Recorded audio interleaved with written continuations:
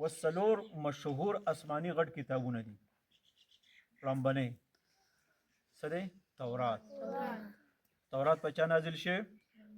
حضرت موسی علیه السلام باندې. شاباس. دویم زبور په چا نازل شوی؟ حضرت شاباس داود علیه السلام باندې نازل شوی. او دریم دی انجیل. شاباس په چا نازل شوی؟ په حضرت عیسی علیه السلام باندې.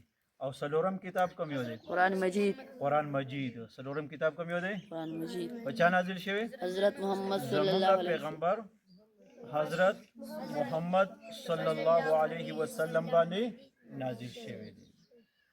یاد شو ده؟ سلور مشهور آسماني لوی لوی کتابونه دي.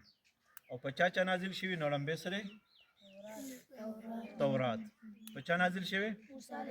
حضرت موسی علیه السلام باندې. شاباس. دویم زبور داود علیه السلام باندې. دریم انجیل په چا نازل شوی؟